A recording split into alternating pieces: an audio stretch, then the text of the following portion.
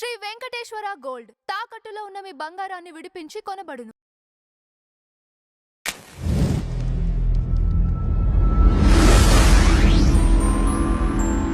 నమస్తే అండి, welcome to ట్రిమీడియా devotion. మనతో పాటు ప్రముఖ వాస్తు జ్యోతిష్య నిపుణులు శ్రీ నానాజీ పట్నాయక్ గారు ఉన్నారు. సార్ నమస్కారం. శ్రీమాత్రే నమః. ఆల్రెడీ న్యూస్ లో విన్నాము, కేరళలో శబరిమలలో బంగారం దొంగతనం జరిగింది అని. ఇట్లాంటివి వింటూ వస్తున్నాము. ఒక స్పెషల్ కమిషన్ వేస్తే ఇది నిజంగా జరిగింది అన్న విషయం కూడా తెలిసిపోయింది. గోల్డ్ ని కాజేశారు అనేది వాస్తవం అని తెలిసింది. ఇట్లా దేవుడు సొమ్ముని అంటే తిరుపతిలో కూడా కొన్ని ఇన్సిడెంట్స్ జరిగాయి. ఇక్కడ కూడా ఇట్లా దేవుడి సొమ్ముని ఇట్లా మోసం చేసి ఇలా తీసేసుకుంటే వారికి శాస్త్రం ఏం చెప్తుంది సార్? ఎటువంటి శిక్షలు ఉంటాయి? దానికి చాలా స్పష్టమైనటువంటి విషయాలు ఉన్నాయండి శాస్త్రంలో. ఇక్కడ మనకి దేవతా శాపము అంటారు. దేవుడి సొమ్ము తినడం వల్ల వస్తుంది అది దేవతా శాపము. పితృశాపాలు, భూత పిశాచ శాపాలు కూడా ఉంటాయి. దాన్ని మనకి పిశాచ యోగం పడుతుంది వాళ్ళకి.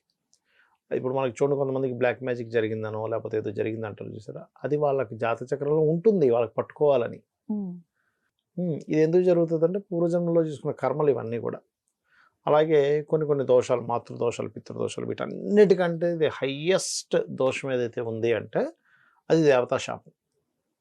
అది ఈ రకంగా ఇప్పుడు వీళ్ళు చేసినటువంటి ఒక దుర్మార్గమైనటువంటి చర్య ఏదైతే ఉందో, వాళ్ళేమీ కొని ఏదో కూటికి లేక వాడు దొంగతనం చేశాడు, గుళ్ళోకి వెళ్ళి ఏదో ఎత్తుకుపోయాడంటే వేరే విషయం.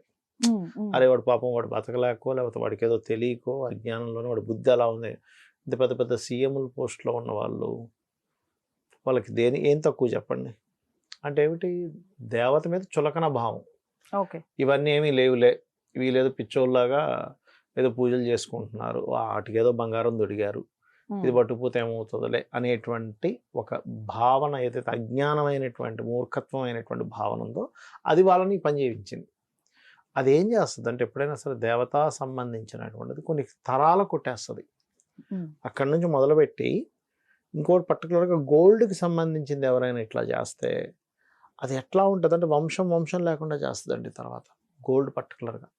అందుకే గోల్డ్ దానం ఇచ్చేటప్పుడు కూడా మనం చూడండి, కొంతమంది బ్రాహ్మణుడికి దానం ఇస్తాం, కొంతమంది తెలియక ఇదేదో గోల్డ్ వస్తుంది కానీ తీసేసుకుంటారు. కానీ ఎవరైనా బంగారం దానం తీసుకున్నా దానికి ఎన్నో లక్షల జపం చేయాలి.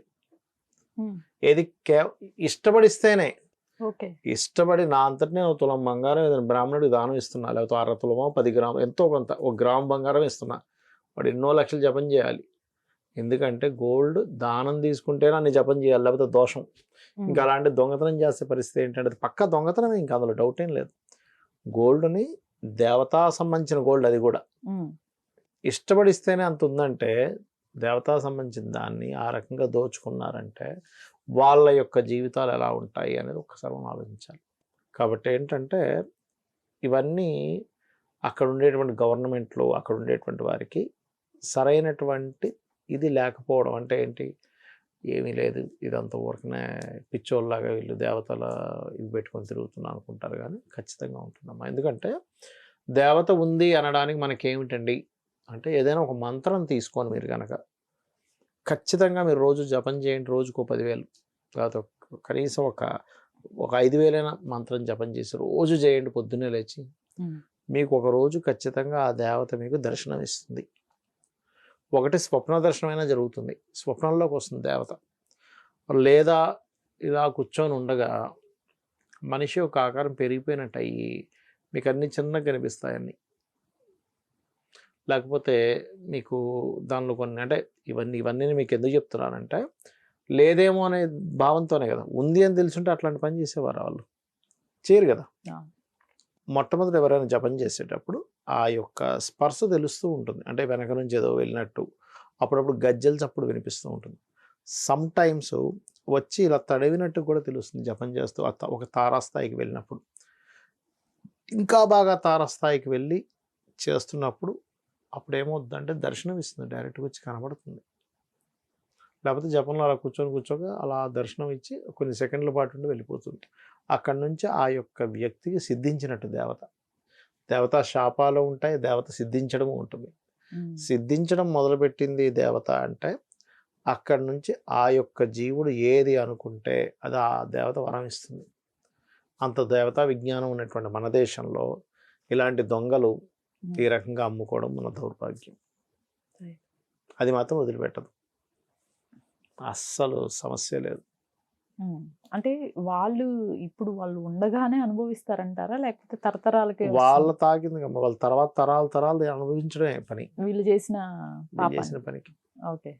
ఎందుకంటే మీరు కొంతమంది అనుకుంటుంటారు ఏంటంటే మూల పరమాత్మకు అందరూ పిల్లలే కదా అని కదా, కానీ మూల పరమాత్మ ఎవరైతే ఉన్నారో ఆయనకు అందరూ పిల్లలే, కానీ కింద మిగతా శక్తులు ఉంటాయి చూసారా, అవి ఊరుకోవు, అసలు ఊరుకోవు.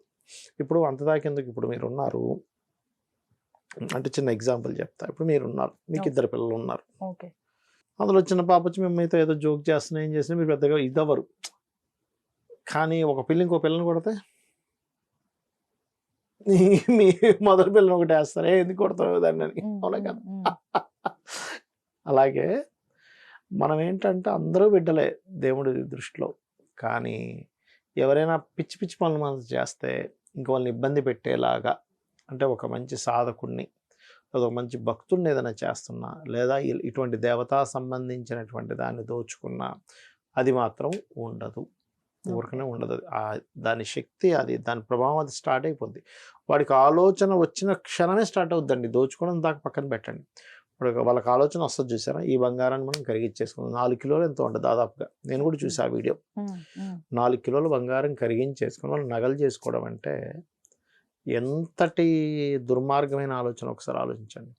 ఆ ఆలోచన మొదలవుతుంది చూసారా, మొదలైనప్పటి నుంచే దాని ప్రభావం స్టార్ట్ అయిపోద్ది. అది మాత్రం చాలా దుర్మార్గమైన హేయం. ఇక్కడ ఇంకొక విషయం చెప్తున్నా, కొంతమంది ఫలానా పని అవుతే నేను ఫలానా స్వామివారికి ఏదైనా సమర్పిస్తానంటారు, దానివల్ల పుణ్యం కూడా ఉంటుంది. అయితే ఇందులో ఇంకొక విషయం ఉంటుంది ఏంటంటే, నువ్వు ఒక పాపపు పని చేసేసి అందులో నువ్వు పార్ట్నర్షిప్ ఇస్తా అంటే అప్పుడు మళ్ళీ పాపం వస్తుంది దేవుడికి ఇచ్చినందుకు. ఓకే, అర్థమైంది మీకు? ఎవరినో ఏదో దోచేసుకున్నాం, స్వామి నేను ఇక్కడ ఇంత పెద్ద ఇది దోచుకున్నాను, నాకు 100 కోట్లు వచ్చాయి కాబట్టి నీకు 1 కోటి రూపాయలు పెట్టి ఒక ఇది చేయిస్తానంటే అప్పుడు మళ్ళీ పాపం తగులుతుంది. నీ ధర్మబద్ధంగా నువ్వు ఏదైతే చేస్తావో పని, దాని నుంచి వచ్చిన దాంట్లో నువ్వు స్వామి నీ యొక్క అనుగ్రహంతో నాకు వచ్చింది అని ఇచ్చినప్పుడు నీకు పుణ్యం వస్తుంది. కానీ ఇలా చేసిన పాపమే, ఇలా దోచుకున్న పాపమే. Right sir, thank you. శ్రీమాత్రే నమః.